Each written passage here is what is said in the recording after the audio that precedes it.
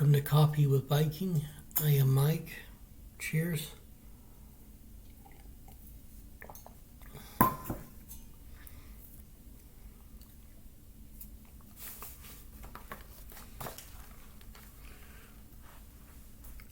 Unholy power struggle.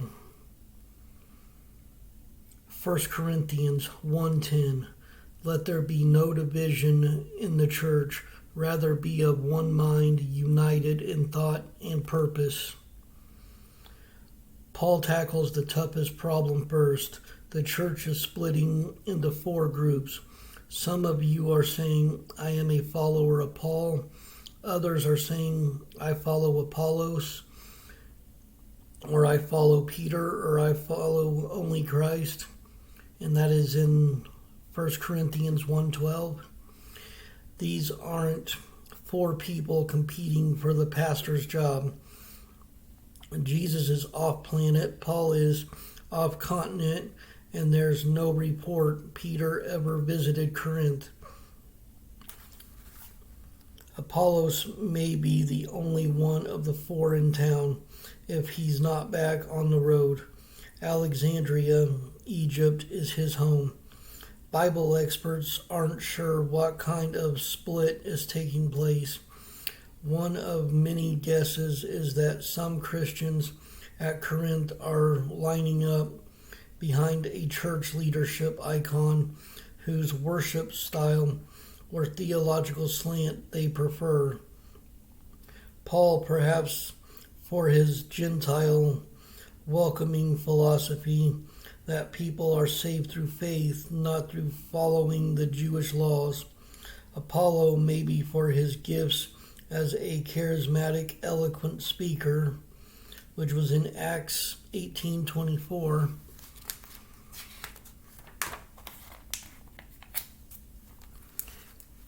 Peter possibly for his middle ground approach to the Jewish-Gentile debate, calling on Jews to observe their laws and on Gentiles to follow only the minimal Jewish requirements imposed on them at the Jerusalem Council meeting a few years earlier, which was in Acts 15:20.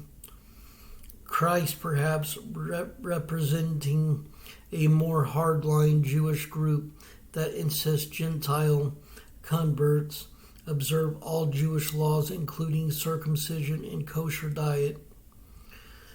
These are just guesses, but it's clear that there's some kind of split going on. Paul says that job one for this particular church is unity. Has Christ been divided into factions? Was I, Paul, crucified for you? Who is Apollos? Who is Paul? We are only God's servants. I planted the seed in your hearts, and Apollos watered it, but it was God who made it grow. The one who plants and the one who waters work together with the same purpose. We are both God's workers, and you are God's field.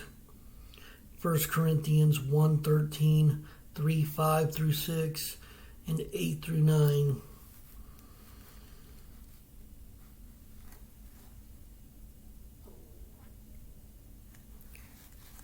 And on this side note, it talks about the ports in Corinth.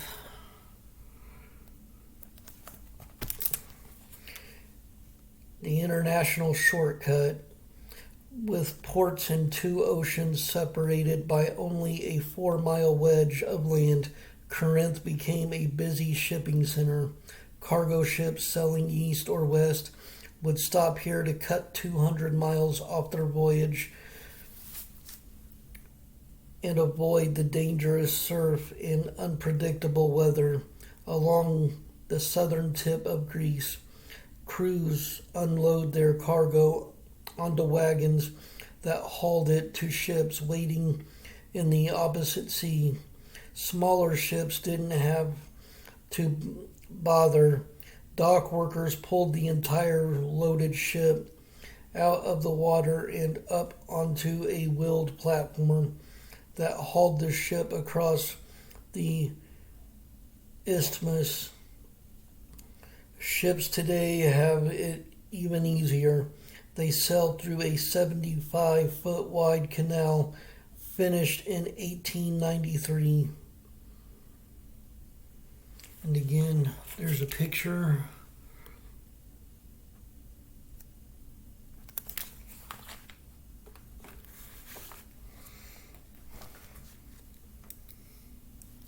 I love you all. Stay blessed, stay caffeinated, and stand strong with the Lord and with your fellow brothers and sisters in Christ. Much love.